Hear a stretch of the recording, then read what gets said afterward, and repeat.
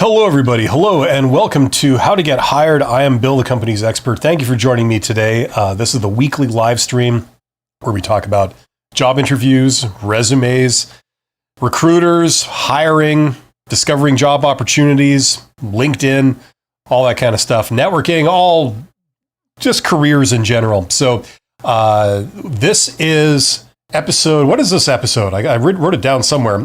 It's episode number 81, and the title of this episode is How to Negotiate Salary. So we're going to be talking about that today. But before that, we're going to be covering the question, do you need a degree in this day and age? Because I got that question that I wanted to address. And we're also going to be briefly talking about the best answer to the job interview question, why did you leave your last job? So stick around for those. This is, after all, an interactive live stream. There is a chat box. So if you see my face, my beautiful face, you should see a chat box somewhere nearby if you're watching on mobile or on a desktop. And get in the chat and ask me a question, what you're struggling with, what you're wondering, and I will try and help you.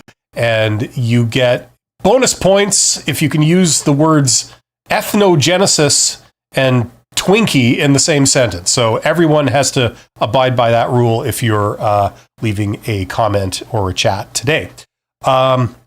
Let's dive into this. I have some very disorganized notes. That's why I'm looking this way all the time. I have another camera here, so it won't be quite as boring as just looking at me head on for the entire time. But let's see if I can make sense of the garbled nonsense I wrote down earlier. Then we'll get through this. Okay, so briefly, the first thing we're going to cover is this question that somebody sent in, which is, do you need a degree in this day and age? And I want to address this. The answer is yes, but it depends what. It's a qualified yes. Obviously, if you're, a doctor, a lawyer, an architect, an engineer, a nurse, something like that, yes, obviously having the educational qualifications are pretty damn important. So yes, it is absolutely essential. Also, if you're a tradesperson, like your electrician, technician, pipe fitter, boiler maker, mechanic, machinist, that kind of thing. Yes, obviously there's a demand for people with those educational credentials that enables you to do the thing you do. In a lot of cases, you need that to get a license to become a journeyman or whatever your ambition is in the skill trade. So yes, once again, very important. However, as most of you guys know, there's been an explosion, an absolute, like a nuclear explosion of different educational qualifications that have just sort of been created in the last, 5 years or so. Just things you've never heard of, things that you hear of and you don't really understand. There's been a lot of those, and a lot of those, not all of them, but a lot of them are kind of, how can I put this? Mickey Mouse, I think is the technical term. Like it's some BS qualification that, really isn't worth that much. It basically is an extension of common sense, and it doesn't really give the people who have that qualification much of an advantage. You can see these. One symptom I've spotted with these is that, pretty much anyone who enrolls can graduate. You know what I mean? Like it's really not challenging. You can get by just without doing really anything or minimal amount of work, or you barely even have to show up. So there's a lot of things like that. So if you go to school to get something like that, where it's like really not very challenging, it's really, not very useful in the real world, then obviously you don't need that. How do you tell? Well, there's one simple thing you can do, okay, to validate any kind of educational qualification that you're thinking of taking. You're thinking, I'd like to take this, seems like a good idea, but I want to make sure that this is something that will open doors for me and get me somewhere, okay? Here's what you do, okay, and I've talked about this quite a bit. Go on LinkedIn, okay, and do a people search for someone with that particular qualification. So you can limit it by the geographic region. You can only search, say, in your city, or you can search in an area in which you're interested in working. Like if you want to move to New York City or something, and get a job there in a certain area, and you're wondering if this educational qualification is something that will get me somewhere. Is it recognized? Is it well regarded? Okay, do a search for New York City for that particular qualification, whatever it's called, like a degree in pharmacy, witch doctory, something like that. And this will be a people search, so the results will be individuals. And look at those individuals. Go to each one of their profiles, and if they have this educational qualification in pharmacy witch doctory, which is totally a real thing, I'd pay for that. Look at their careers. What job are they currently working? If they're all at McDonald's, that tells you something. If they're all vice presidents or CEOs or investors, that tells you something else. So that's one practical real-world way of evaluating the value of a certain educational qualification, right? You could also do it the opposite way. You could look up the jobs that you have an ambition of being in. So you could look up, say, vice president of marketing, maybe just that, vice president of marketing, or vice president of marketing in a certain industry.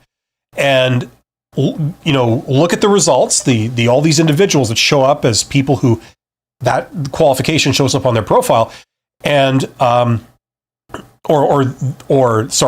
look up those individuals who are working in that job, and then go and look at what their career track has been, because you can see all that in someone's LinkedIn profile. It's like looking at their resume. You can see their educational qualifications, and you can see maybe the amount of experience and maybe the track that they followed. Whether they started in this position, then worked their way up. So that will give you an idea of perhaps what is required if you want to be in that role. If you look at 20 people in that role and they all have the same educational qualification and they all have like a similar career track where they started out in this role and then this role and then they moved to the role that you're talking about, that strongly suggests that if you get that qualification and you follow a similar career track, then that fully qualifies you in New York City to be in that role. So this is how you test these things, okay, in the real world. So hopefully that makes sense. That's how you can validate any kind of newfangled educational qualification and see if it's well regarded. That's one way. That's a basic way.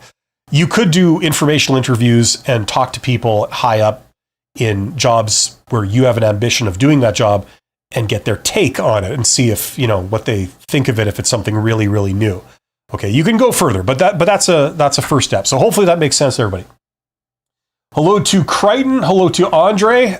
There's already people in the chat. There are 24 of you guys here. Thank you for joining me. Hopefully you're getting some value out of this. Okay, what's next on the agenda? Let's see. So we covered, do you need a degree in this day and age? Okay, the other thing we were going to talk about, yes, was the best answer to the job interview question, why did you leave your last job? Very important question. This is asked in many job interviews. Most job interviews, they will find some way of trying to get this information. They'll either ask you this exact question, or they'll ask you some weird other form of it, some permutation of it to try and get you to reveal why you are here, why you are looking for a job. Did you get fired? Did you quit your last job? Were you laid off? Are you changing careers because, you were doing something that you didn't enjoy doing and now you want to do this? What's the deal, right? They're going to ask you some form of this. Okay, let's talk about it. First of all, first thing you got to know, this information is none of their business. That's the first thing you need to know. Now, you can choose to give them your backstory and what brought you here if you wish, right? But remember, just because somebody asks you something, even in a job interview, just because somebody asks you something, you need to be aware that it doesn't automatically entitle them to a truthful answer with full and complete information. Okay, just so you know. Like, for example, if you were to go to a job interview and after all the handshaking and everybody sits down and it gets started, they say, so, I need you to fill out this form and I need you to enter your credit card number here. Right? the answer is no. You know what I mean? Like, no, I'm not giving you my credit card number. Why would you want that? Like, that's personal. That's confidential. There are privacy issues. So I can't give that to you. I'm sure you understand, right? So that's an example. And, you may laugh when I say this. It might seem hypothetical, but there are examples of people being asked things like this, like things that are just totally crossing the line into information that they shouldn't be asking for, that they're not entitled to. Sometimes it's illegal to ask certain things, depending on which country and region you're in, right? But just so everyone's aware, just because you get asked this doesn't necessarily mean you have to answer with the truth. You may not wish to reveal it, okay? Let's get into it. But that's the first thing you know. You can certainly volunteer if you wish, okay? Now, why are they asking this question? There's a couple of reasons why they're asking this question. Number one, it has to do with your motivations for applying for the job. The reason why they care about that is because a recruiter's job is they need to find candidates that are not only qualified, but are motivated to do the job. Okay? So for example, let's say that they're hiring for, I don't know, a scientific role. Say, lead scientist in a particular laboratory. You're the head of the lab. You're in a research lab. It's a government facility. They're looking for somebody to be the chief scientist or the chief biologist, whatever, and you supervise a team of 10 other scientists, and you run the lab, right? Okay, so they're obviously looking for someone qualified to do that, right? So you have all the credentials, you have the experience, but that's not enough. Would they hire someone who's fully qualified but has just won the lottery? They've just won like $100 million overnight.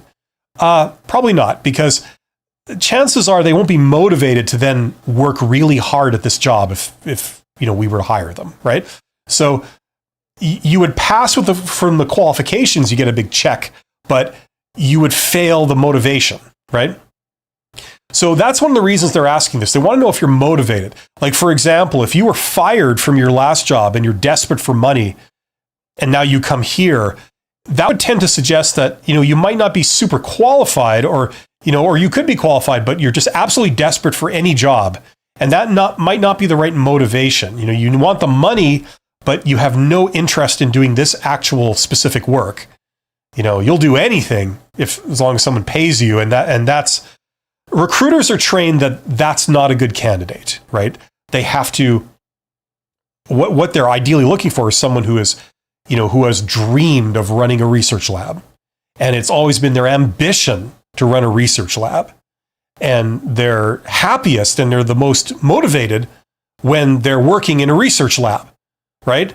In that case, you would probably be the right person to hire, assuming you were qualified, right? So that's where this question comes in. It's not about your qualifications. It's about your circumstances and your motivations for being here, okay? A secondary reason that they might ask this question is because, it's like whenever they ask you a question like, what was the worst thing your previous boss did? Or what was the time, tell me about a time you had like a really big disagreement with your previous boss, or tell me about a time where your previous boss acted unreasonably or unprofessionally towards you.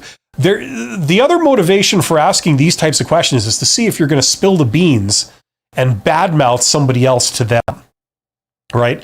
Now, if you do, that suggests that you're the type of person that talks about people behind their back, and that's a negative for you, because they figure if you're the type of person that's going to rat out other people and give them the dirt on other people when asked, you'll do the same in this job. You'll badmouth these people if they hire you, right? So that's a big negative for you. You don't want to do that. So the first rule is never say negative things, even when asked directly. What was the most unprofessional thing your boss ever did to you? The answer is always going to be, well, I don't really recall them ever behaving unprofessionally. We know we occasionally disagreed on this and that, but there wasn't ever any issues that I can recall about, my boss being unprofessional. That just never really came up in my experience. Something like that. That's always going to be the answer, right? Because it's a trap. They're setting you up for a trap. Okay, so this question is like that. If they say, why did you leave your last job? And you say, oh, well, my boss was a jackass and all my coworkers were morons.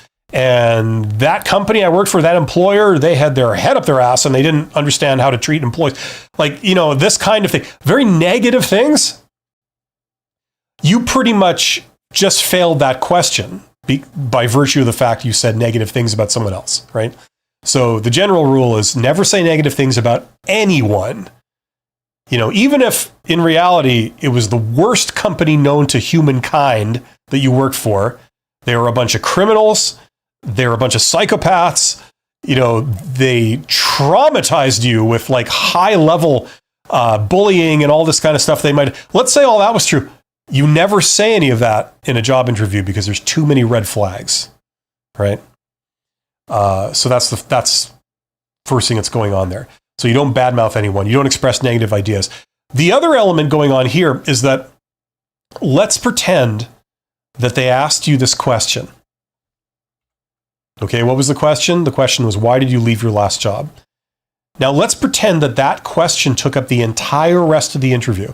It triggered a conversation. You started telling stories, right? And it took up the entire rest of the interview, the time allotted to you. And by the time you finished that question, it was time to wrap up the interview. They said, oh, look at the time. Sorry. But that was great. Thank you for coming in. Would you have sold yourself? Would you have convinced them that like you're the best candidate? Probably not, right? Because this question isn't a platform for you to talk about your strengths and what you can bring to the role and why you're awesome. It's a negativity question. It's a question where like, they say like, have you ever been stressed out? And you're trying to avoid, saying anything bad. You're just trying to avoid this trap, right? The salary question is another one of those that we're going to get into in a moment. But it's about not falling into a trap. It's not about being given a platform to really sell yourself, right?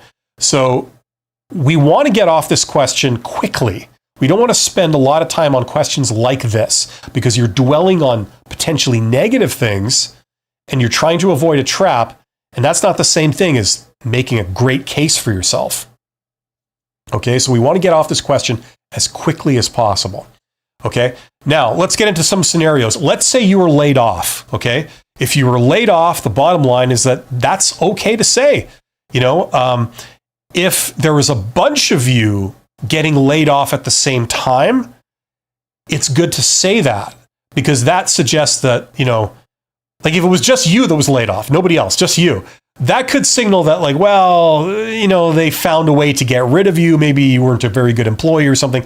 There's always a chance that was what was going on, right? But if they laid off like 200 people all at the same time and you're just one of them, right? That suggests that it has nothing to do with your performance as an employee or anything to do with you. It was just like a pure layoff. They were just downsizing their staff. It has nothing to do with, it's no kind of reflection of you as an employee. So if you're laid off, and especially if they laid off a bunch of people at the same time, I would say that. And you avoid failing this question. You pass the question. Oh, you're laid off? Oh, makes sense. Okay. It's okay to say if that's true for you. Another scenario is that you might have left your job. Okay, so you left your job. It just wasn't working for you. Okay. Now, that's okay to disclose with an asterisk. Like, you got to keep in mind what I said earlier. You can't start going into negativity. Like, these people were bad. The way they ran their company, I had a problem with, that's where you start getting to negative stuff. You can't say any of that. You just said like, so that's why you need to be very diplomatic, shall we say, and about how you phrase things. If they were what I would recommend for this is that you simply use a phrase, and the phrase was, "You're ready to do more." It's great. It's great. Everything you did was great. I decided to leave. I was just ready to do more. They hired me for a very specific purpose, and that's fine. And, I just wanted to move upwards. I wanted to expand what I was doing. And I was just ready to do more. I'd put in my time there, and I felt I mastered the role, and there wasn't really any more to learn in the role I was in. I was just ready to keep learning and keep growing, and that's what brings me here. So that's what I would limit my answer to if you're in that situation.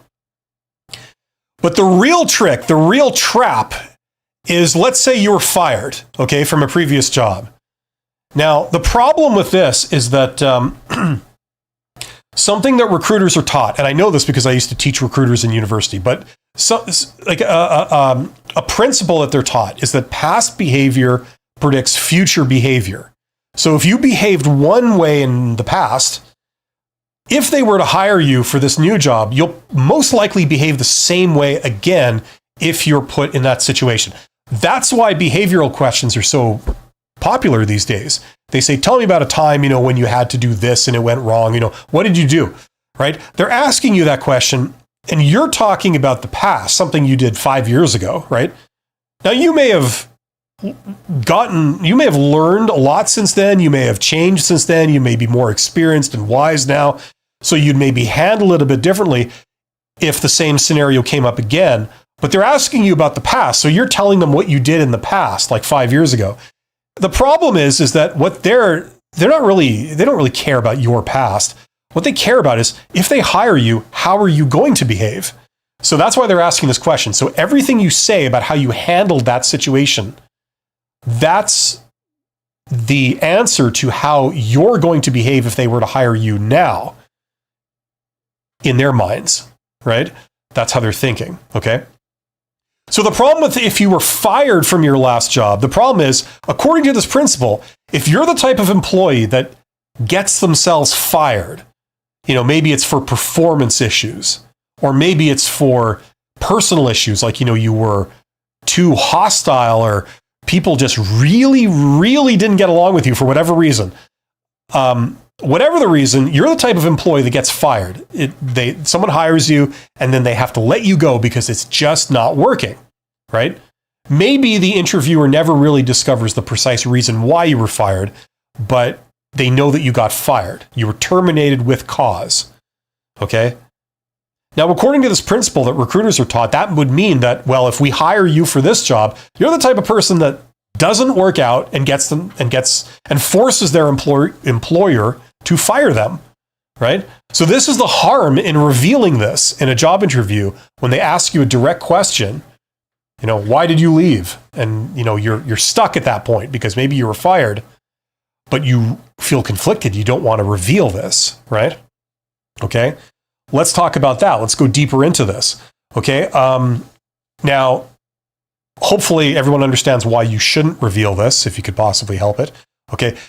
The problem, though, is that lying has a certain amount of stigma. So you can't just say, oh, no, I just left, or, something like that. There's some people will have a problem with that, even though, as we've already established, they're not entitled to this information. Okay. It's like if they say, tell me your credit card number, and you lie and you say, oh, I can't remember my credit card number, and no, I don't have it on me, right? As a way to get out of the question, right? That's technically a lie. You're lying to them. But most people would understand it, would justify it, and saying, well, they're not entitled to that in the first place. That's an inappropriate question, right? It's just like when you leave and they do an exit interview with you before you leave. You've tendered your resignation, and they say, well, we need to talk to you before you go. Now, why are you leaving? Where are you going? What is going to be the job that you do next? You see, same thing. That information, they're not entitled to it.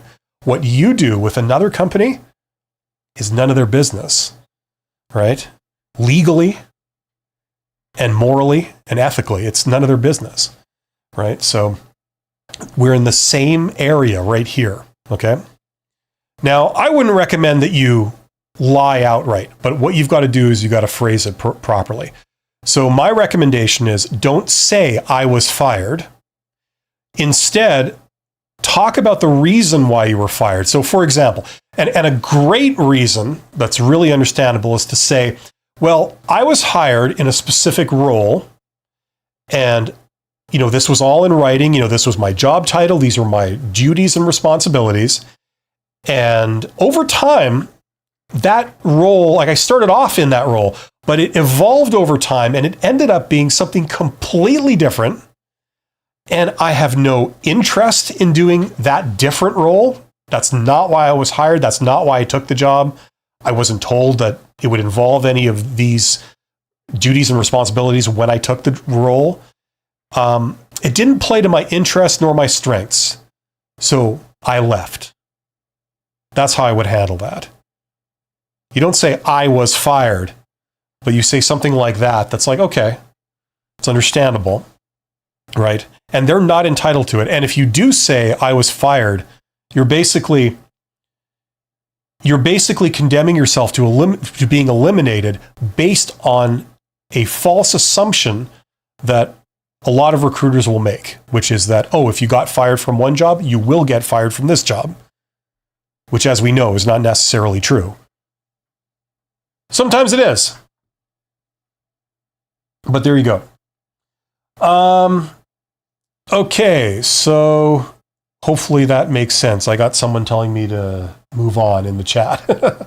Awesome. Okay, so let's take some questions very briefly, and then we're going to come back with how to negotiate salary. So Crichton is here. Crichton says, I want to thank you for your guidance. I'm now an adjunct professor, but I don't teach ethnogenesis while eating Twinkies. Awesome. Well, hey, thanks for playing along there, Crichton. And, judging by some of the professors I've had, I think quite a few of them do enjoy the odd Twinkie. When you've got like a 600-pound professor trying to really stress test the riser at the front of the classroom, I think you can make that assumption. Andre says, how can you use a proposal from a new company to negotiate better conditions, such as a higher paycheck and additional perks from your current employer?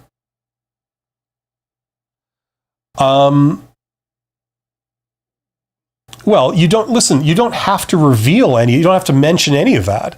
Like if you've gotten a proposal, like we're going to get into this in a moment when I talk about this properly, but to answer your question very briefly is, listen, negotiation is not about, it's not about persuasion. Okay. Like people make that mistake. They think that like negotiation, what that means is I'm going to persuade you to see things my way.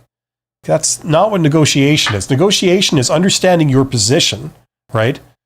Now, you're talking about a proposal from a new company. Now, okay, I infer from your question that you feel that that's valuable, okay? So in your mind, that makes you more valuable and therefore you deserve higher compensation, right? Now, that may or may not be true. I don't know.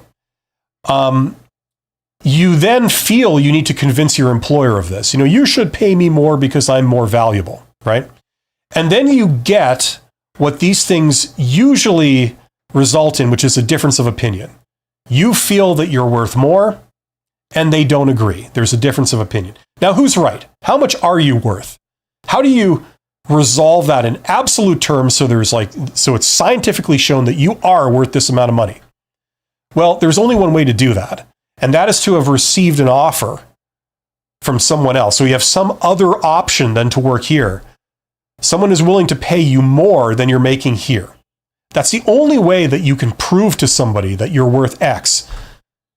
If I say to you, I'm worth, $250,000 annual salary, you're going to be like, a lot of people will be like, what? That doesn't, I don't agree with that. And you say, well, right here, I've got somebody willing to pay me $250,000 your annual salary right now if I take this job. Kind of hard to argue with that. And, oh, you don't think so? Okay, I take the job and now I'm making $250,000. Kind of hard to argue with that, right? That's the only way to resolve these things. Now, you're also resolving it for yourself. Because what you want to ward off is ego, right? And they've done lots of studies on this. I mean, I studied all this stuff years ago where they do, these things where they ask people how much are you worth? And then they expand it to say you've just taken a test.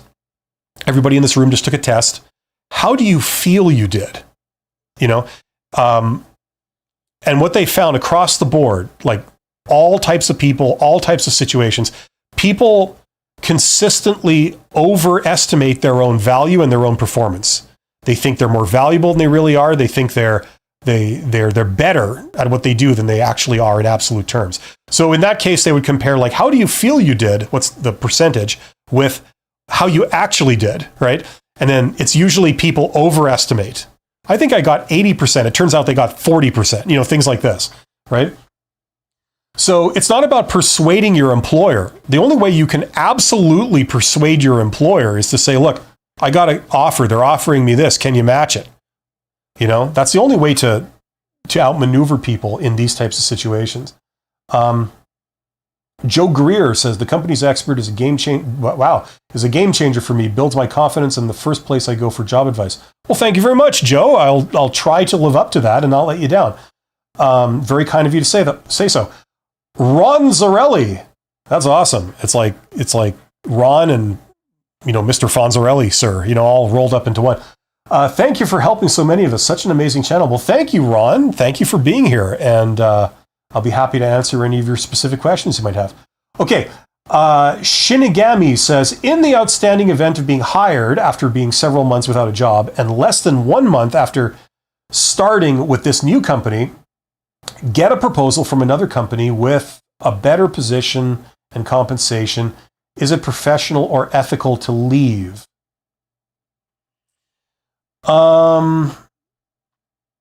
That's like saying, okay, for the past 9 years, I've been going to the grocery store on the corner here and buying cans of baked beans, right? Or buying Twinkies. And I've been paying $5 a pack for Twinkies, right?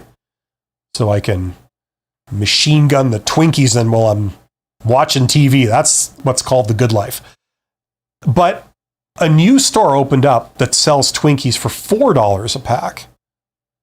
Now, if I were to stop going to my regular grocery store and go to this new store because they're offering me Twinkies, the same product, $1 less a pack, right? And I quote, is it professional or ethical to do that, to leave that store and go to the new grocery store? The answer is yes, in professional terms. Okay, if we're talking like business ethics and we're talking about professional code of conduct, absolutely. Okay, this is what each one of us does every single day for something, right? You look out for your own self-interest, and the nature of, a capitalist market economy, which most countries in the world are following, if you're not in a capitalist free market economy, chances are you won't be able to see my live stream because it will be censored.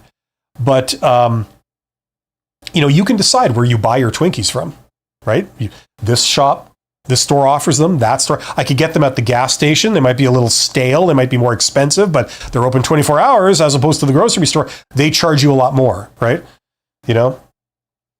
Usually, you go to the gas station for stuff that, it's inconvenient. The best is when you're trying to buy a present for somebody, like a Christmas present, Valentine's present, whatever holiday of the year present, and you're out of time. You should have done this in advance, but you didn't. Get it from the gas station. There you go. That's the gift that keeps on giving. People will recognize the care and the love that you put into that. But no, it breaks absolutely no code of conduct, and it's ethical from a business perspective, okay? Now, on a personal moral, maybe the owner of the store, you've been friends for years, it might feel like some kind of a betrayal. I'll leave that to you. Maybe you have a great relationship with your boss at the company. They were the one that hired you. They were the one that took you under their wing, and they trained you, and they believed in you, and they treated you really fairly, and they were nice to you when they didn't have to be, and they gave you stuff that they didn't have to give you because they were very benevolent, very kind people. And you reward them by leaving and going to another company that you don't really know but will pay you a little bit more. Is that ethical? That's up to you. And everyone's going to have their own answer for that. But it's not a question of business ethics. That's like a personal value system that we're talking about. And I can't answer that for you. But you're absolutely breaking no rules whatsoever. And the vast majority of people in a business context will understand your actions. Okay? That's what I can say. Leo Sunshine. That's an awesome name. says, how would you handle a supervisor who wants you to sign a performance improvement plan when you disagree with their narrative? Well, as I keep saying, you got to learn to knock people out with one punch, and then these things just solve themselves.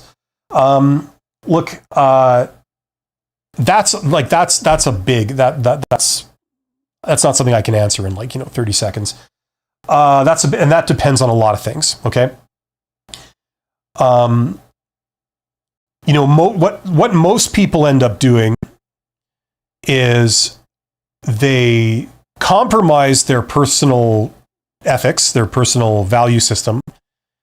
And even though they are morally not okay with doing it, they will acquiesce to the pressure because they want to keep their job and they don't want to rock the boat. That's what most people do. And you observe this where you look at organizations where they pay people really well. This amplifies, and where the turnover is really low, this amplifies. So the epitome of that is something like government. When you get employed with the government, you are usually, once you're there for life kind of thing, there's a low turnover, and you tend to be compensated very well for what you do and the capabilities you have. So the desire to stay is very powerful. In other areas where, for example, you work at a McDonald's, they don't pay you very much, there's no real job security or whatever, you tend to see the opposite of this. People will keep it real a lot more. And then if they're asked to go against their personal value system, they won't push back too hard. They'll just be, screw you, I'm not doing that, I quit. You know what I mean? I've been put in very sticky ethical gray areas before in my career. And a couple of times I've been the one that leaves. And so I know what that means. But you do take a hit. You basically write yourself out of a job. So this is a question that most people have to answer. Now, if it's a matter of real business ethics, is where because of you behaving going along with something, it impacts others. Other people could lose their job. Other people could be harmed in some way.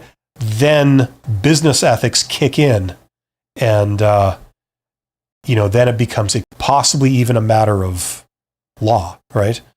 If you're the safety officer, like I was the head of safety for a company, and I was constantly being pressured to be okay with things, and there's only a certain amount that you can push back. Then you really have to make a decision. So, I'm not here to advise people on moral issues. This is something you have to examine. But, the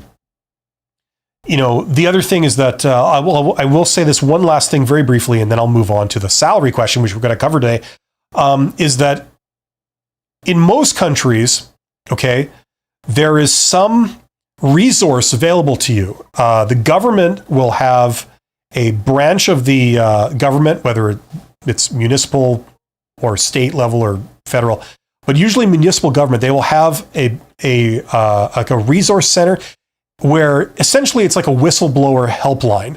You can call the government and say, look, I'm not going to give my name, I'm not going to identify myself, but I've got a question. If an employer is asking this of me, how does that work? What are my options? And is that okay?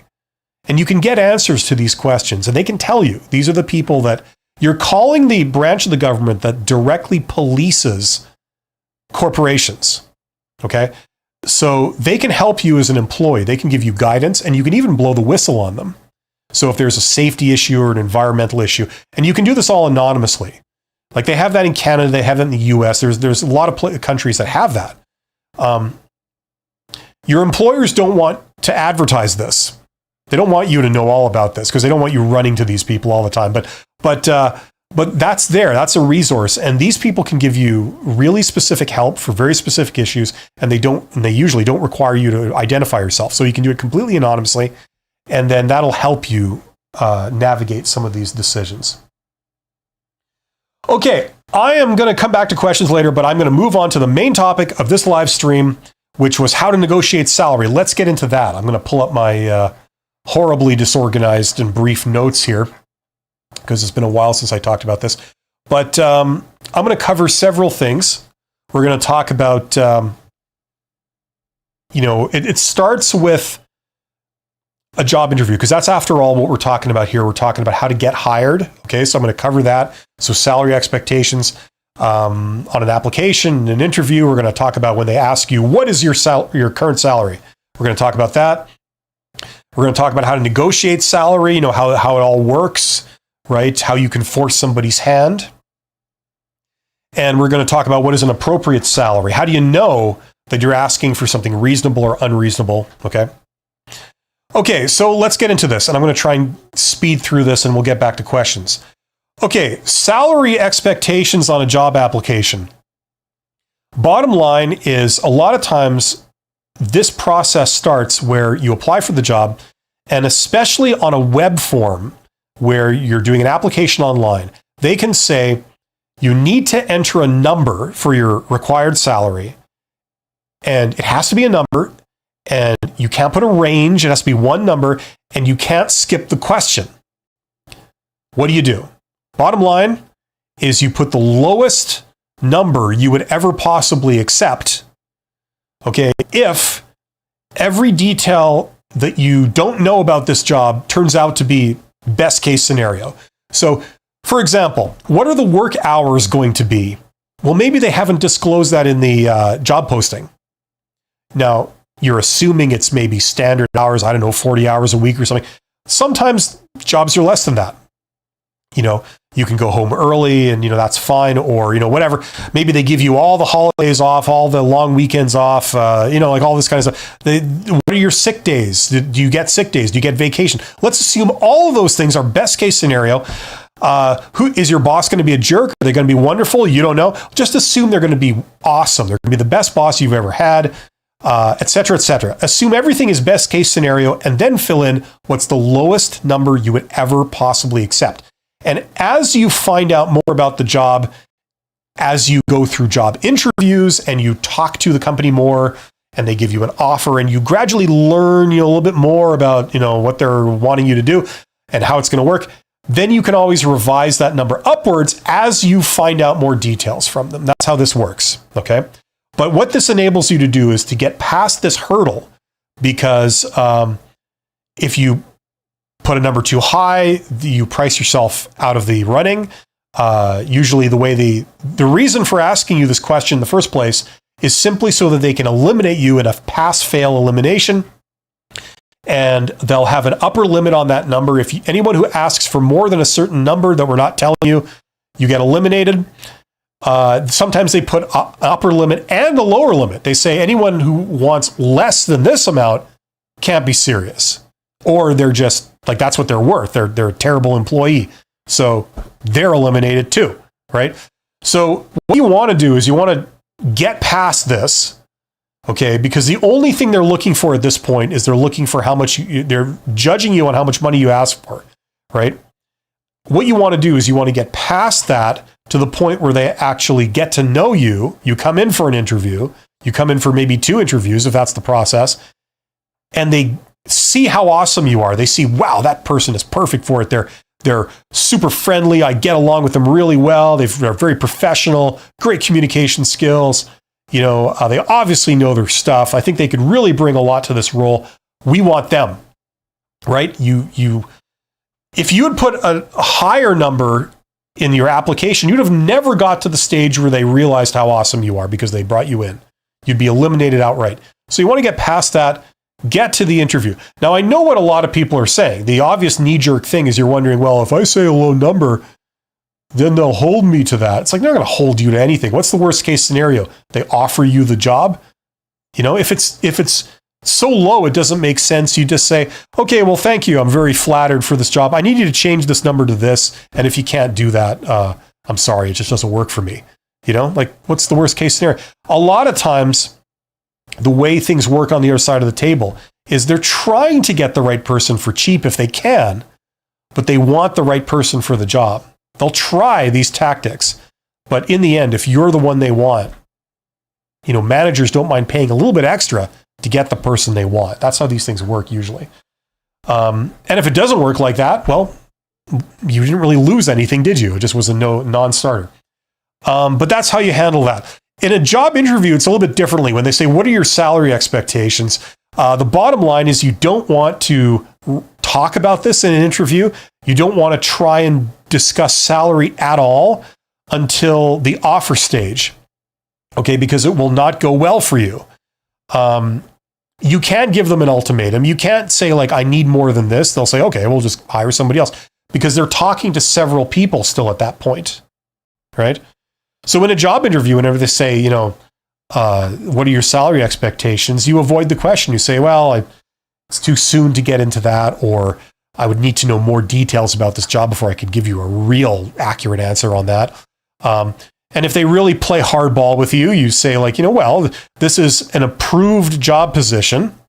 So obviously, the salary range must have been approved also when you guys approved this position. Can I ask what the range is? And then whatever they say, if they give you a range, you say, that works fine with me.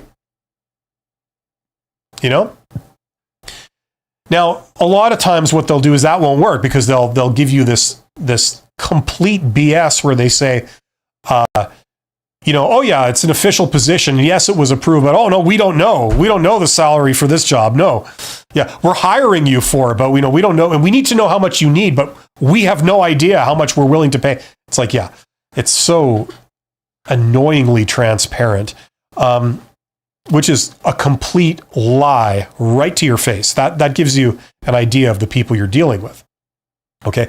So all those people who might have had a problem with me 10 minutes ago saying, don't say you were fired. Say, don't use those words and say you left, right? And you think, oh no, I can't be dishonest about anything in a job interview. They're lying right to your face when they say these very common words, oh, we don't have the range.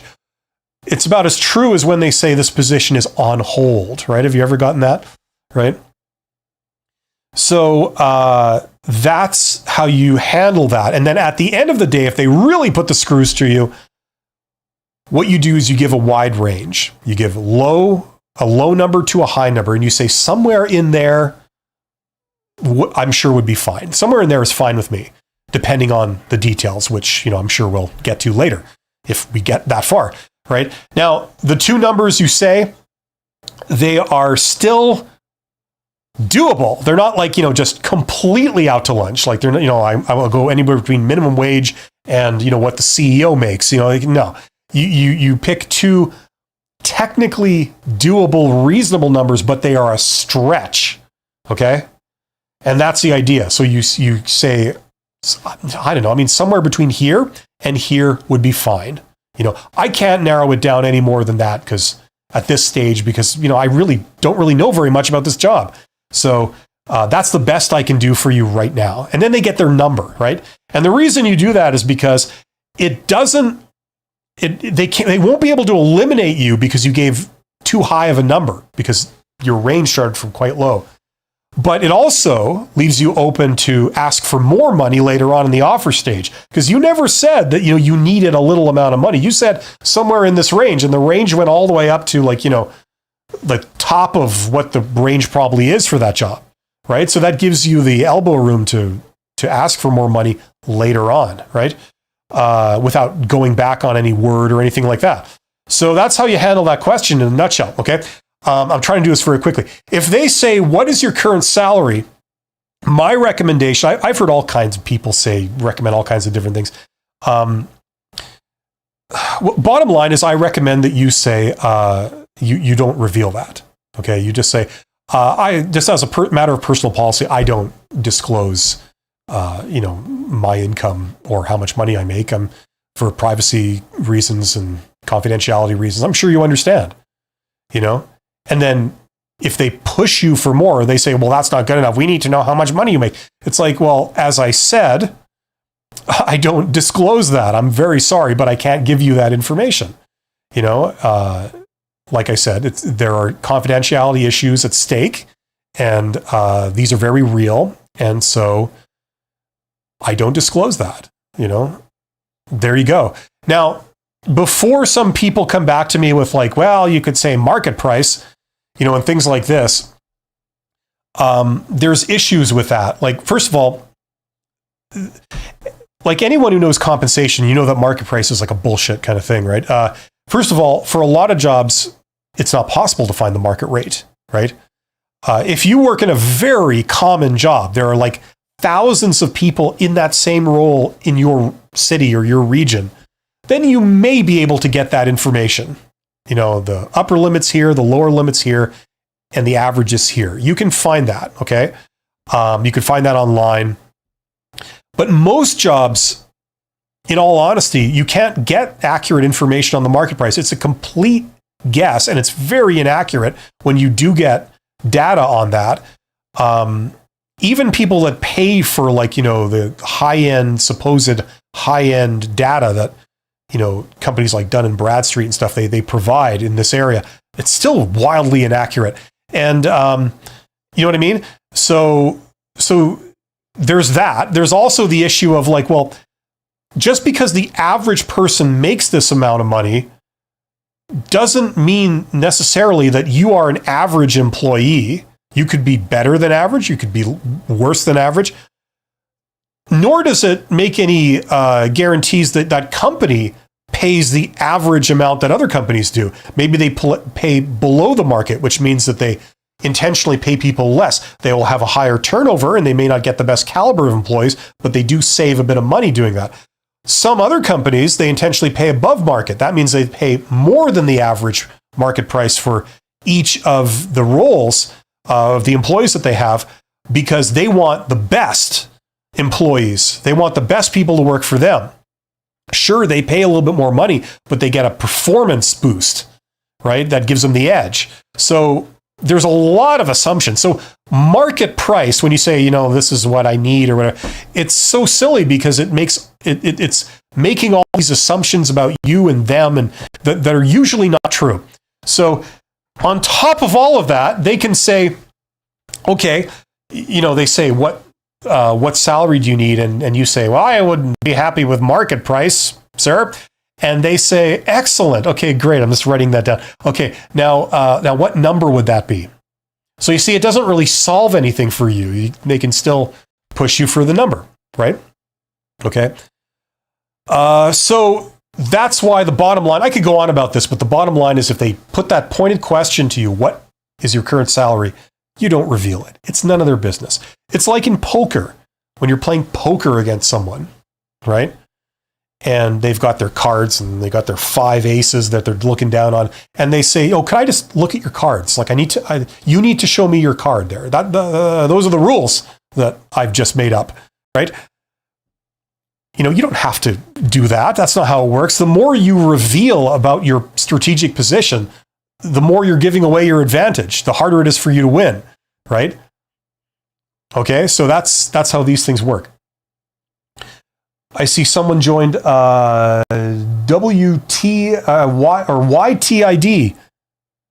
which just rolls off the tongue. It's like, you did. You have to say it like that with a bit of a yell, or else it just doesn't work.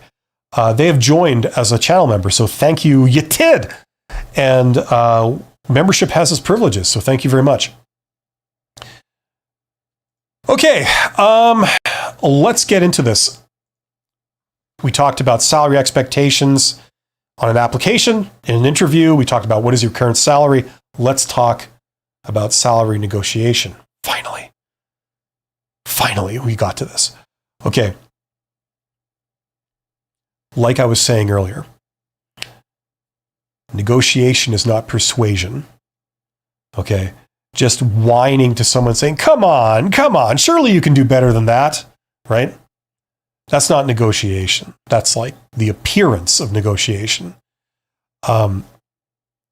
Negotiation is about knowing your position. That's the central thing that it's about. Then it's about having options. Okay.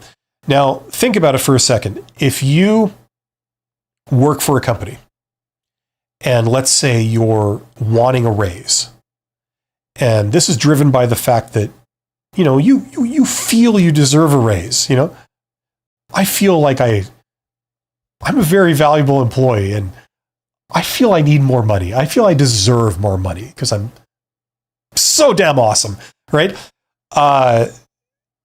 You know, then you go to your boss and you basically communicate this to your boss and you say, I'm so amazing, and surely you agree that, I deserve a lot more money.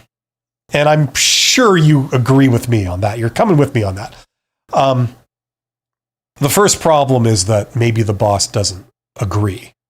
Okay, so they, you think you're an amazing employee. They think you're average. They think like, okay, well, I have 10 direct reports, and you're not the best, but you're not the worst. You're somewhere in the middle. I have no problem with you. I think you do your job pretty decently. But if I had to pick like one person that, is clearly wasted in that position and deserves to be promoted, it would unfortunately not be you, right? Maybe that's what they think, right? So you go to your boss and they say, no, sorry, no raise. We have a system for raises, and we have a very specific thing, how we assess people, and no, you're not due for a raise according to our system, that I've just made up. And, that's the first kind of problem. The second thing is, let's say they agree. Let's say that, they agree that you're awesome. They say, hey, you've been working here for 5 years. I can come to you. I can get you to do extra little tasks that need to be done. And, you're very happy to help. You're very accommodating, and I appreciate it. I know how you go above and beyond. You don't technically have to do these things. I wouldn't fire you if you just refuse to do these optional little extras that I occasionally, request that you do.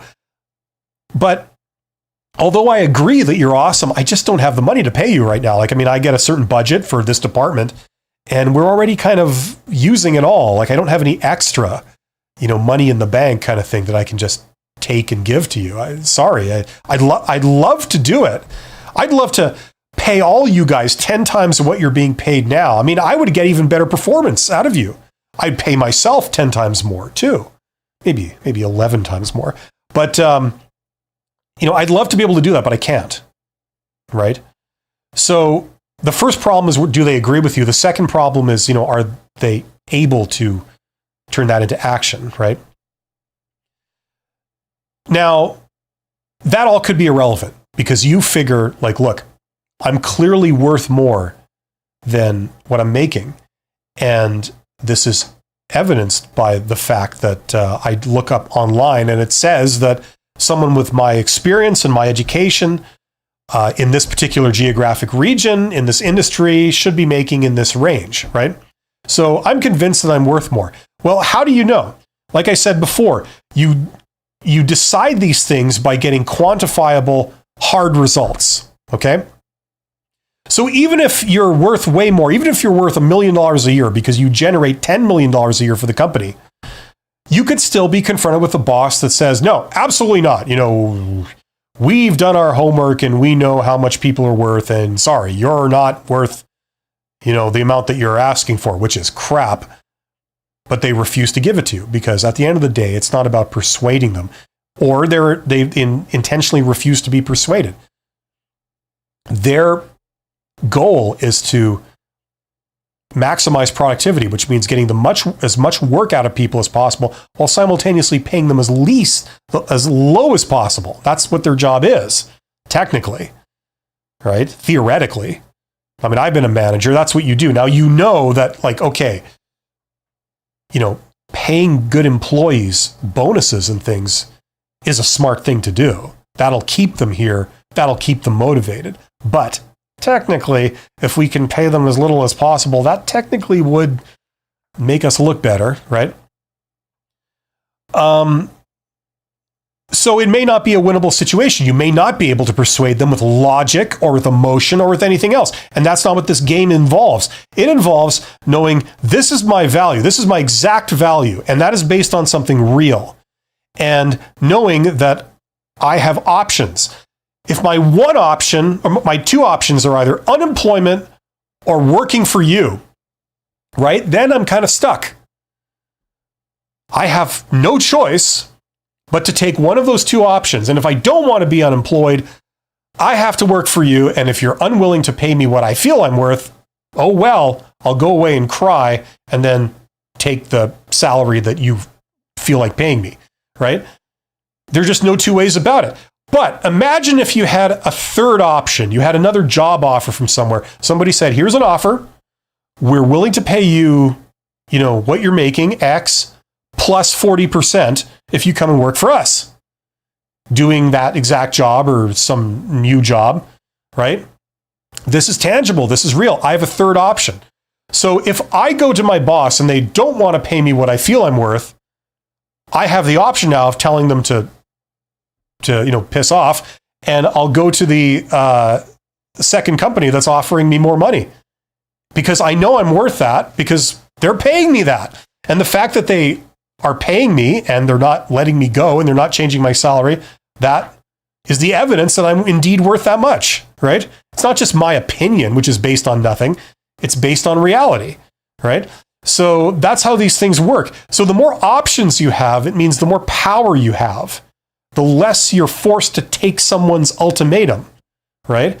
So the way you negotiate salary is the act of, first of all, understanding your position and then going out and creating additional options for yourself. Now, most people don't like to hear this because it involves work, right? They would prefer to just get paid more money because they feel they should be paid more money and they ask for more money and they get it, right? I feel I need this.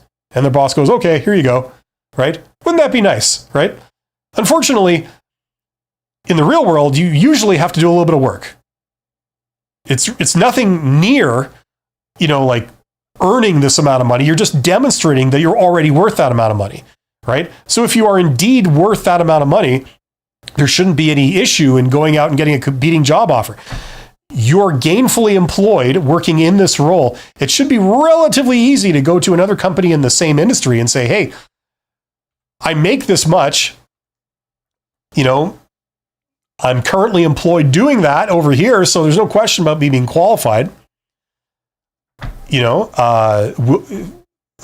you pay me to come and work for you, kind of thing? And if you are indeed worth that much, they won't have any issue in paying you that, right?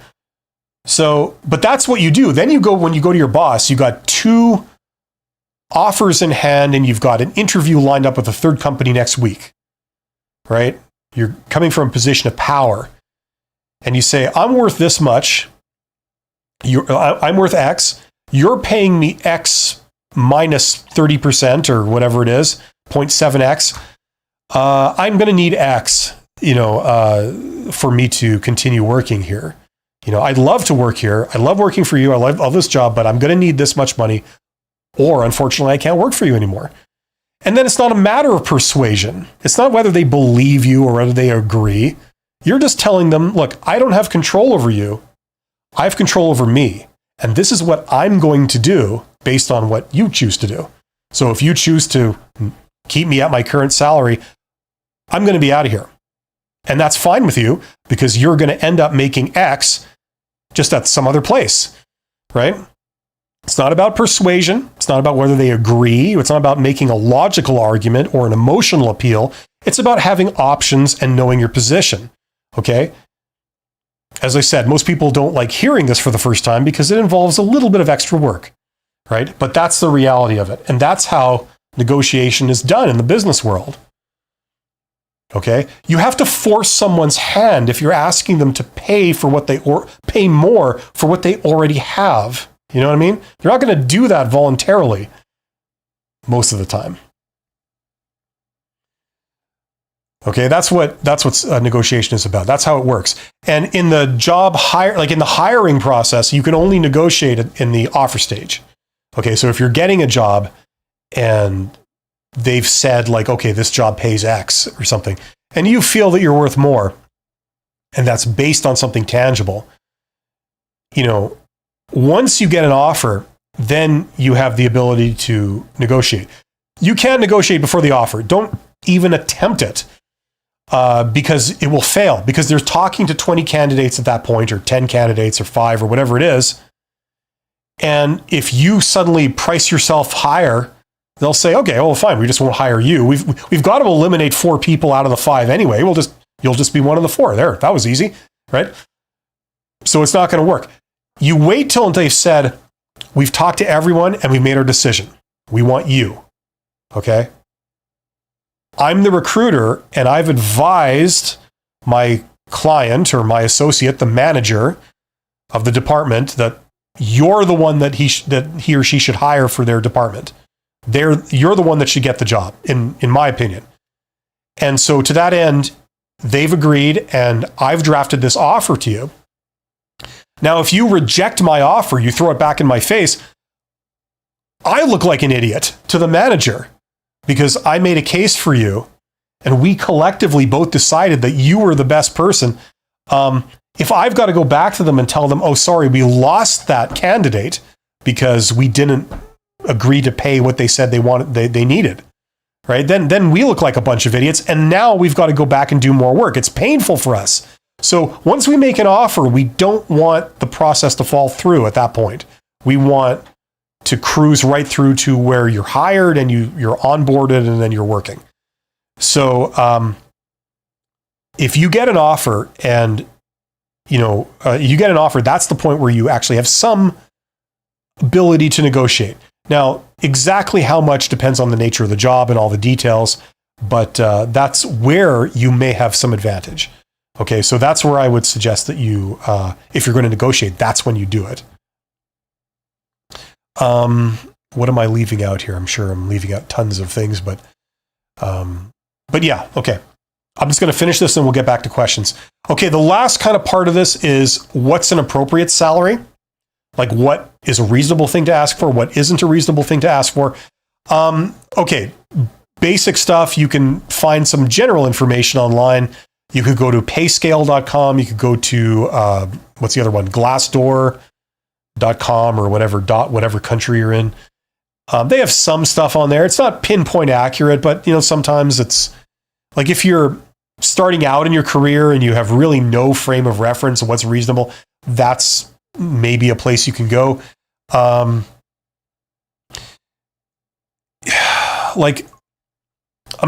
other things in here. I could talk about value-based pricing and stuff like this. But we'll just leave it at that for appropriate salary. I mean, that's start. The other thing is just to ask people in your industry. There you go. Okay, now let's get back to questions here. I'm going to open this up to questions. But that's what I have to say about salary negotiation. We'll see if there's any other details that people want me to go into.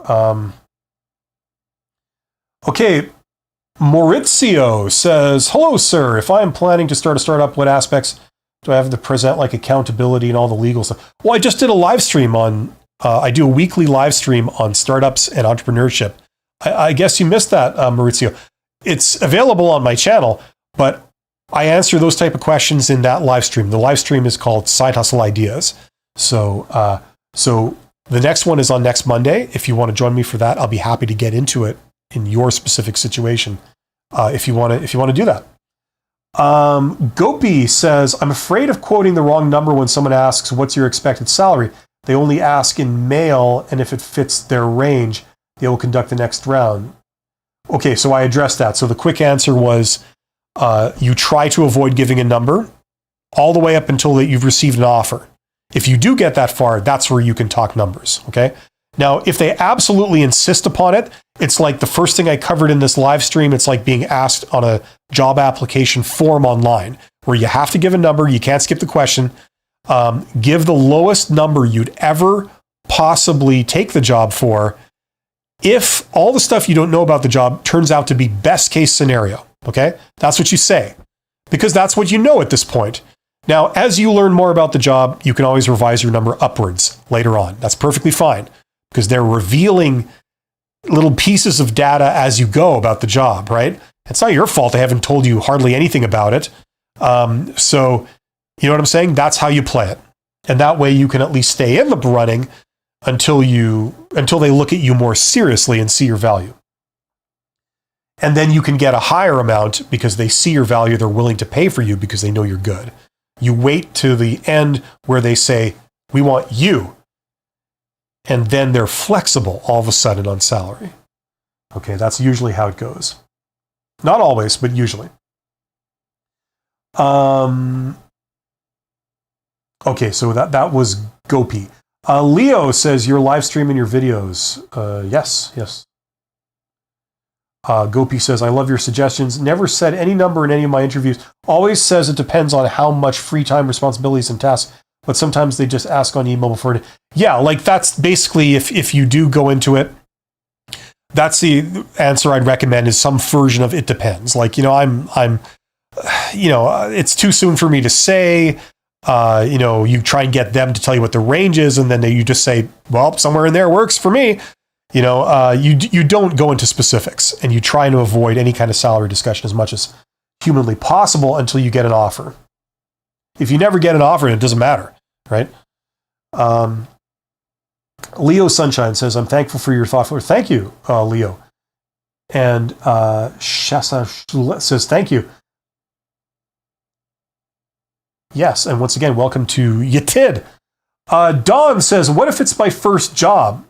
Like this is for knowing the salary? Well, do the go to websites like PayScale or what's the other one? Glassdoor. There's a few that sort of can give you like a salary calculator if you enter in a job title and an industry and a location.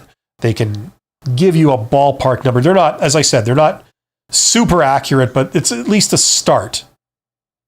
But if it's your first job, this is not going to be a major point you're going to fight them on because, like, you know what I mean? Like, get your first job, get your foot in the door, get some experience.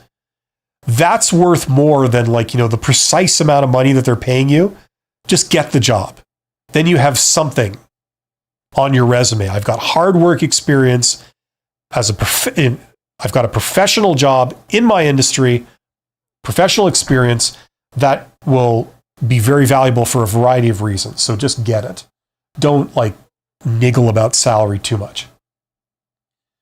And look, if you don't know, like I said, get several offers and see how much they're willing to pay you. That suggests you're worth X. If one company is going to pay you, I don't know, $50,000, another company is going to pay you $90,000, that gives you some idea of what you're worth. You know what I mean? No one can tell you you're not worth $90,000 because, hello, I got an offer right in my hand. Someone's willing to pay me that, right? But that may not be universally held opinion. This other company is only willing to pay you 50. And if you, let's say you try to negotiate up with them because you got nothing to lose, they say, no, absolutely not. We rescind our offer. It's only valid for 50. If you want more, sorry. So it's like, okay, that tells you something else. Or my first job in a higher position. Well, listen, management type jobs, especially in bigger organizations, it's all hocus pocus on what the compensation is. I used to teach a course in university in the School of Business called Total Compensation. And it was an entire course that ran for several weeks that was all about how you calculate compensation, how it works. There's multiple methods. There's multiple ideologies of how you value a person and all this kind of stuff. And none of them are the one de facto way of doing it. They're theories, right? It's really a flim-flam stuff. I did a video on this a long time ago where I said, take an extreme example. You got Apple, right? The company Apple. You got Steve Jobs and Steve Wozniak, the two founders of Apple, basically. How much is Steve Jobs worth on his own? Well, you can't say that with any certainty. All you know is that Steve Jobs plus Steve Wozniak equals Apple. What's the value of Apple? X many billion, per year, whatever, right? That's what they created, those two people together. But then Steve Jobs, after he left Apple or was let go from Apple for a few years, he founded the other company there, the other big company he did called Next, which flopped. It produced zero. So Steve Jobs on his own produces bankruptcy. That's the other data point you have. You have Steve Jobs and Steve Wozniak together make billions of value a year. You have Steve Jobs on his own where it's zero. Does that mean that all the value in Apple came from Steve Wozniak? It could. Prove me wrong. You can't, right? So how do you determine how much of the value is Steve Jobs, how much of the value is Steve Wozniak? You can't. It's just theories. All you know is that together they produce this amount. Now, replace Steve Jobs and Steve Wozniak with all the people in your company. There's the boss, there's like the CEO, there's the VPs, there's the mid-level managers, there's supervisors, there's employees. The company makes, say, $500 million a year, like profit after all the costs are deducted. Who generates that profit? Who's like the ones that are generating more of that than others? Is it all because of like inspired leadership and the employees are just not really contributing much, or is it all the hard work of the employees and the leaders are not really contributing anything much? Like, how do you know? There's no way to prove. All you know is that all these people together form an entity that produces this much money. That's all you can say with any kind of scientific certainty. So how you divvy up, the value of who's responsible for how much is all conjecture, the entire thing, right? So this is the problem. So when you go to your boss and say, I feel I deserve a raise, like, let's say for the sake of argument that you can win them over with a logical argument. If you demonstrate that you're worth more, if they agree, they'll give you more money. Let's make that assumption for a second, which is usually false. You know what I mean? It's like, how do you do this? You don't. Now you can threaten to quit, but most managers know that most threats to quit are empty because you don't have anything lined up. Most people just say that, but then they don't actually follow through. And a lot of managers, and I know this from experience, a lot of managers count on it. Yeah, you're telling me you're going to quit, but I don't believe you. So no, sorry, no raise, and 90% of the time the employee stays, thus demonstrating they're not worth the amount they said they thought they were worth, right? So, you know what I mean? It just comes down to like your relationship with your boss, and that's assuming that they have the money to give you, which sometimes they don't. And it's also assuming that if you convince them that they'll still decide to pay you that, even if they believe that you're worth more than what you're making, right? It's based on a lot of assumptions and a lot of emotional kind of behaviors, So, you know what I'm saying? Like, this is what you're up against for like raises and things.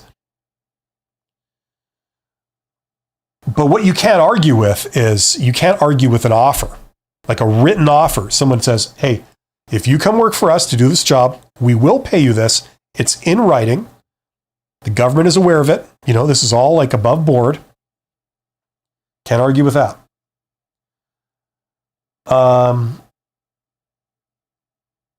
Gerson says, you are awesome, dude. I'm wondering if Gerson has a Californian accent when you say that. Dude, can we bring the brewskis? Like that kind of thing. Greetings from Machu Picchu. Okay, hold on. Google alert. I have to stop everything. Everyone has to wait, right? You cannot leave. This is just the size of my ego. I'm sorry. I mean, and I refuse to apologize for it. It's who I am. Here we go. Okay, right on. Inca Citadel, Lakota, in southern Peru. Okay, right on. So is it near Lima? But that's awesome. There's some amazing, scenic landscapes and stuff in that part of the world, as I understand. So thank you. Gopi says, you are amazing, sir. You answered my question on streaming before you read my question. I'm subscribing to your channel now. That's right. That's because I'm psychic. The psychic, they don't have as much paranormal psychic people as they should in the world of business. If they really admitted that that's what they needed and they took steps to change that, things would be a lot more interesting. You could kind of like just be doing this in your board meeting the entire time. Get out your Ouija board. Elevated Capture says, say the job has posted the salary range in the ad and you've been given an offer at the lower or middle of their range. How do you negotiate for the top of the range? Oh, Elevated Capture. Here we go.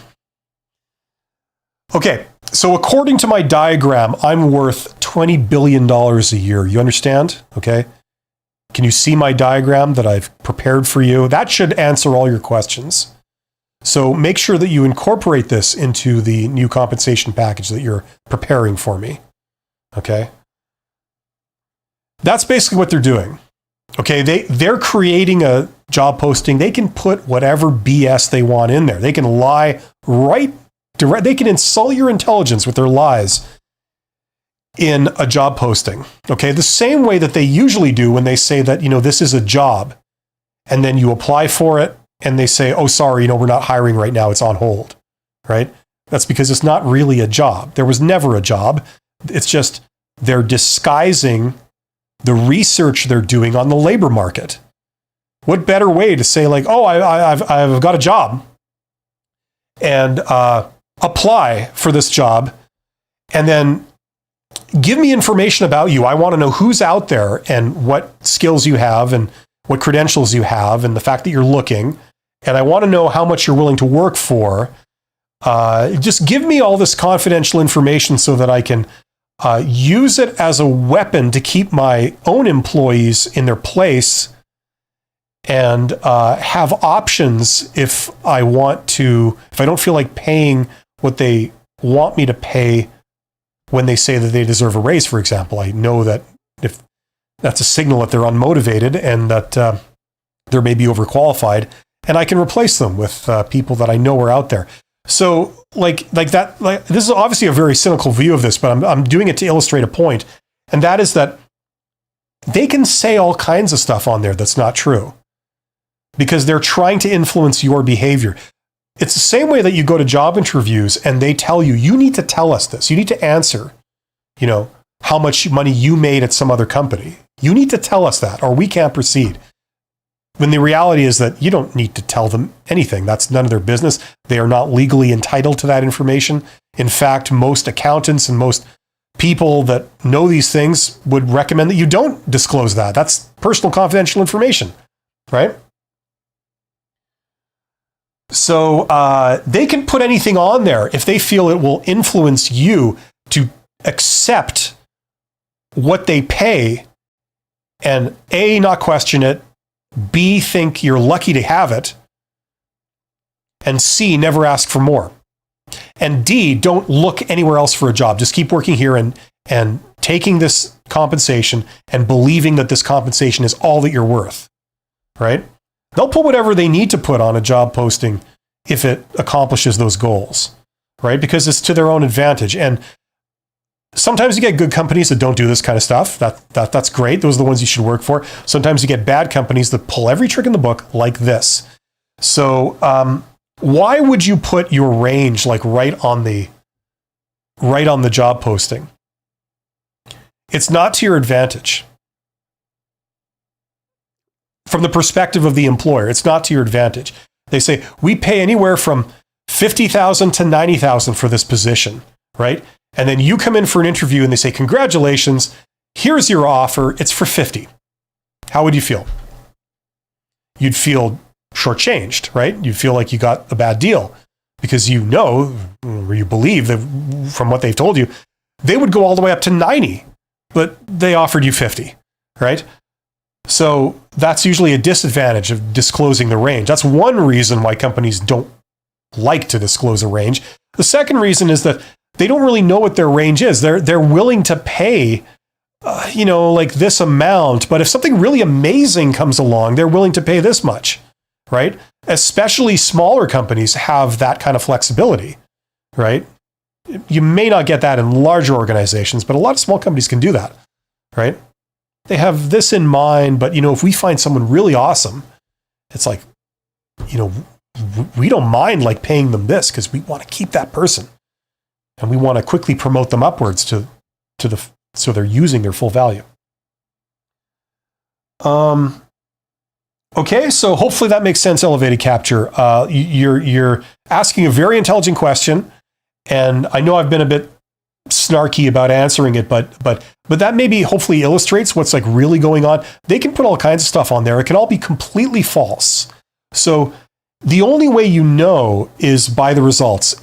If you ask, if they say, well, we pay between 20 and 40, and you say, and you go to all the way to the end and you get an offer for 35 and you say, I'm sorry, this just doesn't make sense. I got an offer for 45. So unless you can match that, like, I'm sorry, I can't take it.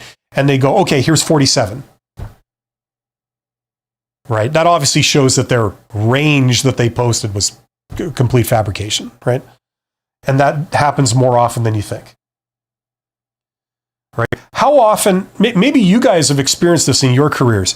You work at a place, you're paid a relatively low salary for what you do, and you go to your boss and say, look, I mean, I've been here X many years. I deserve to be making approximately this much up here, like 20 grand more than you're paying me. And they say, no, we've done our research. What you're being paid is accurate, commensurate with your value. And then you turn around and you say, okay, well, goodbye, because another company is willing to pay me that much that I asked for. And they go, okay, I'll just hold on. And then they beat their offer by a couple of grand. Just don't leave, right? How often does that happen? That happens a lot. They'll say anything they have to keep you in your place as an employee, right? Oh, we don't have the money. You're not worth that much. No one will pay you that much, and you're not going to leave. These are common things, okay? Anyway, listen.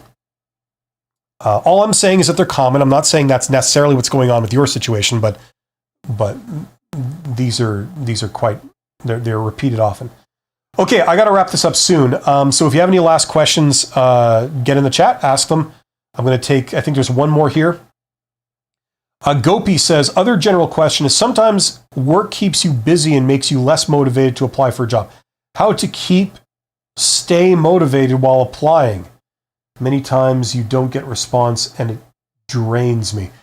Okay, well, listen, here's another thing that, for whatever the hell reason, a lot of people are reluctant to talk about, and that is that when you're young and when you start off, the obvious thing that you think is that in order to get a job, you need to follow a process where you look for jobs that are posted, and then you apply to them with an application of some kind, and then you're brought into a job interview with people you don't know, and they give you a hard time, and then if you're lucky, you get selected, and then they give you an offer.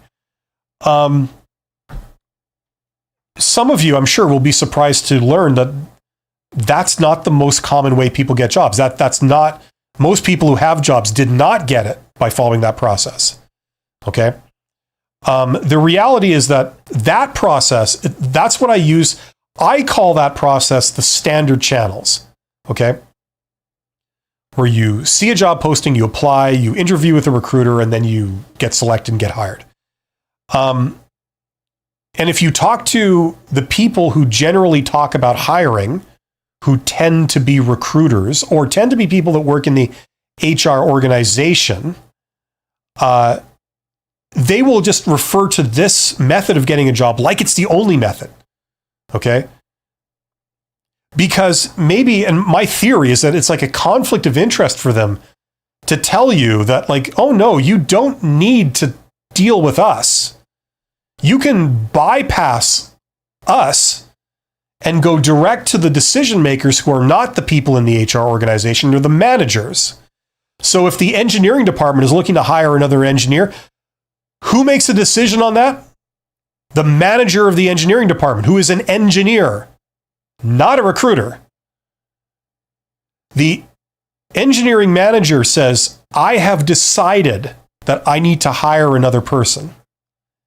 I have also decided that I've looked at my budget, I've looked at like what we're making, and I'm willing to spend X on this new employee. So I have determined what their range is going to be.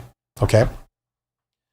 So now that I made this decision, I'm going to call up someone from the HR department, or if my company is smaller, I'm going to call an external HR company who is not part of my company, but they do HR. I'm going to use them as a contractor. And I'm going to say, like, look, I deal with engineering. I'm not like an expert on the labor market. Can you post this job and interview candidates for me. And, send me, I'd like you to send me, let's say 7 finalist candidates that have all these requirements, and you've screened them for like basic red flags, and you've eliminated all those people. These are like, I want to see 7 contenders, and I will decide who of those 7 I will hire. Okay. That's what I'm going to pay you to do. Okay. So if that's an external company, they do that for a fee. If it's part of your internal company, they just do that as part of their job in your company. And the recruiter makes a recommendation, says like, I recommend this candidate for these reasons, but the buck stops with the engineering manager. They're hiring an engineer. They decided that position, they created that position, and they have final say of who gets hired or if anyone gets hired. And that's the decision maker. Now, this is what's going on internally. So if you talk to a recruiter and you say like, how do I get a job? A recruiter will say, well, you need to look at, the job postings and then apply to those postings. And then you go talk to me. I will interview you and I will decide if you go any further. And I own this process. And there is no other way for you to get a job. That's what they'll tell you. The reality is that that's wrong. Let's pretend that you contacted the engineering manager. You sent them an email or a note, or you left a voicemail and said like, hello, my name is Bill, or whatever your name happens to be, Francesca. How about that? Francesca Raymond Bunt. That's your name. But don't let it worry you. And you contact them, you leave them a voicemail. You say, hello, my name is Francesca. I am a fully qualified engineer. And I know that you guys at this company do this type of work in this area. And I think that's incredibly exciting because I have an ambition to work in that area, and I'm a fully qualified person who can do that. Now, listen, if ever you're looking for a fully qualified engineer that you need to do that, please let me know, because I'd love to work for you. If you need any other information about me, I'd be happy to give it. Other than that, you have yourself a great day. Take care. Something like that, right? Now imagine if you had left a voicemail like that with that engineering manager, okay? Now, a lot of the time, they're just not hiring right at that moment, okay? But invariably, sooner or later, they will have a need. Maybe one of their employees just left or retired, or they decided to expand and create a new position. So they'll go, hey, this person sounds like they're a contender, or at least they're somebody that may work out. And what really catches my attention is the fact that they were proactive enough to contact me directly. That signals that they are passionate about doing this type of work and working here. Why would they go out of their way to do this when they don't have to? I've got 100 people that applied to a job ad, but only one person contacted me proactively.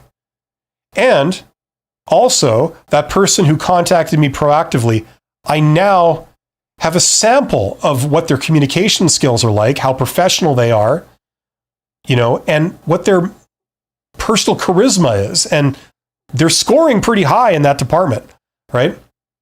So they're elevating themselves above the crowd by like doing these things, right? And also you're putting yourself forward for a job. Now, most jobs don't actually get posted publicly because they get filled before you get to the stage where you need to post the job publicly, because someone that works for you knows someone who is looking for a job that is qualified. So you don't hire them necessarily, but you give them a chance. You bring them in and do an interview with them. And if they check out, their advantage is that they've been personally recommended to you by someone that you trust. So they're probably not going to turn out to be a psychopath or a criminal or, just someone who's lied about everything on their resume, right? Because this person, this coworker of yours or this subordinate of yours, has basically staked their reputation by recommending that, you check them out. It will be worth your while, right? So that's very powerful, right? So that's the kind of person you would want to look at, someone that, when it comes to all the personal stuff, like are they motivated, are they reliable, you've got a personal recommendation for someone that you've worked with for several years that you trust, right? So that's why jobs usually get posted before they get filled, before they get posted publicly, right? So this is the way people get jobs. Most people get jobs through some form of networking. You've contacted them, or you've put in a word to them through someone you mutually know at the company, or something like that, right? Maybe it's a construction site. Maybe you showed up one day and you talk to the foreman. You say, "Hey, you got any casual labor? If you do, I'm right here. I'm looking for something." They say, "Yeah, I need like 5 guys this morning, just to move some bricks around." You're here first. You're the first one that got here. Sure, yeah, I'll hire you for the day. Whatever, right? I mean, in some way, shape, or form, this is how people get hired. And as you get into higher and higher circles, that tends to be how people get hired. That's how they hire executives. They don't hire executives by putting a job ad up, and having the, vice presidents talk to a recruiter that say, "Tell me about yourself. Why should we hire you?" That's not how you recruit for those positions, right? It's done through networking, because usually for those positions, you're not just going to give that to anyone. You need to know who you're getting. And the only way you know that is by knowing of them or having worked with them in that business, right? So the reality is that, you don't have to go through the standard channels to get a job. Most people don't. So the other advantage is that, you get access to what they call the hidden job market, which just means all the jobs that are not advertised publicly, right? You're putting yourself forward for those.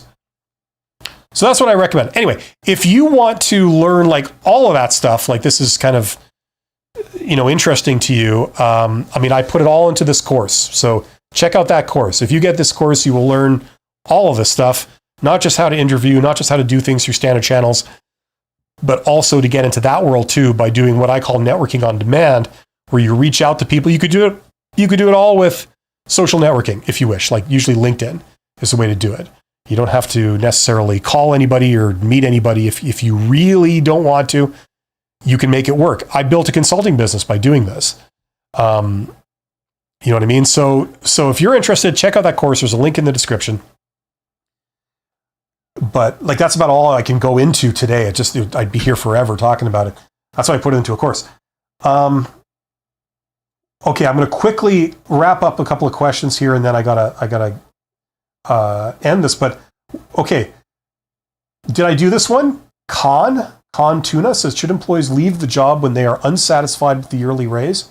How does saying "I'm going to quit if I don't give me more raise"? If you don't give me more raise, affect future of that employee? Oh, it's very simple. Okay. Because, I was a CEO, I was a manager, and I worked my way up. Here's what's going on the other side of that. Kind of like I alluded to before, everybody feels they should be paid more, regardless of who you are. You probably feel like you deserve more money. And it's a very common thing to say, "I feel that I deserve more money, and if you can't pay me this, then I'm going to quit," right? That's very common. And like I said, about 90% of the time, the employee, when the employee doesn't get their raise, they don't quit, they stay, because it's a bluff. You're bluffing, right? And so what managers, generally speaking, have learned is that they're going to call your bluff. And what I've observed quite a few times is they'll wait till the employee actually leaves, and then the next day, the boss will call them at home and say, "Okay, come on back. You got your raise. You got even a little bit more. Come on back." Right? We both know that you are valuable and that you are worth that much. You got it. Come on back. Right? So that's what I've observed happen several times. And so you can't bluff these people generally, unless you've got a really green, young manager. You can't bluff these people. They've been around the farm, with managing people. Anybody who's been a manager, certainly 5 years onwards, you know the ropes. You know that this is usually a bluff. So that's probably how they're going to behave. They're going to assume it's a bluff, which it sounds like it is in your case. That's why, if you're going to do this, you need to go out and actually get an offer. And the offer proves, like I said earlier, it proves to you and it proves to your boss and anyone else, you are worth that amount of money. There's no question. If you're being paid X and you got an offer for Y, you're clearly worth Y. And if they want to retain you, they have to pay you Y. You know what I mean? And if they say no, you say, okay, not a problem. I understand completely. This is my 2 weeks notice. And then you go to the other company that's going to pay you Y, and then you win, right? So everybody gets what they want. Gopi says, I keep coming back to your channel to stay motivated and apply. You're doing a great job in your passion. Says, oh, well, thank you. Thank you. Yeah, people prey on a lot of people's youth and inexperience. They also lie through their teeth. Companies will lie through their teeth just to get you for cheap, to make you feel like you should be thanking your lucky stars to be there, to fear, them firing you or letting you go. And, these are all well-known things they would like. And so they act on it. And we've really gone downhill in terms of decency on how they're treating people. Certainly in the last 10 years, especially. People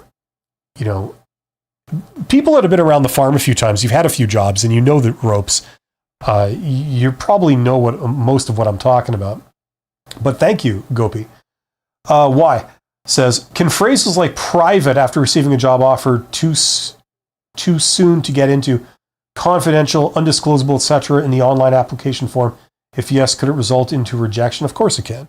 Well, like I said earlier, I mean, when they ask you what your salary requirement is on a form, usually they sort of program the web form in such a way that you have to put a number and you can't skip the question, right? So I addressed that earlier. But absolutely, yeah. Yeah, because if they just left it any field, you would either leave it blank or you would say negotiable, or some BS thing that doesn't give them any information, right? The whole point of asking for this is to get information, right? So if they make it super easy for you to get around that, that kind of defeats the entire purpose. So yes. Khan says, thank you. You're absolutely welcome. So thanks everyone. This has been an hour and 42 minutes. I'm getting a little fried, so I'm going to sign off, but I do this live stream every week. So if you got more questions or whatever, come back next Monday, same time, and I will try to help you out. And until then, check out some of my videos. If you are interested in learning, the hiring process from beginning to end, how everything works, and what's the best way to get a job in the post-job market, what's the best way to get a job in the hidden job market, and how to do networking if you're an introvert and all this kind of stuff, get that course. There's a link in the description. I've also made a video that gives you a lot of information on the course, so you know what you're getting into if you decide to pull the trigger. It's as transparent as I can possibly make it. I've had a lot of people take it. A lot of people have said it's really helpful and they've got good results. So yeah, take that. That's sort of all my recommendations in one place, logically presented with templates and resources and things like this. And I'm not just ad-libbing and babbling like I'm doing now. It's actually, more thought out and organized. So if that helps you out, great. Another thing that might be useful is this, the Write Like a Professional. That's more useful if, you've had your first one or two jobs, professional jobs, and now you're looking to climb the ladder. You're looking to improve your soft skills, your communication skills, how to conduct yourself professionally. When you have to communicate bad news or different types of sensitive things, like how to do it properly. It's not so much about what to write as it is about what to say. And that will get you good results, that will make people want to work with you, that will make people view you as a highly professional person, highly capable. And that opens a lot of doors for you in your career if you're looking to get promoted or move upwards. So check that out also. And once again, I've made another video that describes the whole course and goes into how it works and what you get and all that, so it's as transparent as possible. All the links to all these things are all in the description box of this video. Check them out. Thank you very much. Subscribe to my channel, and I will see you guys in a week. Take care.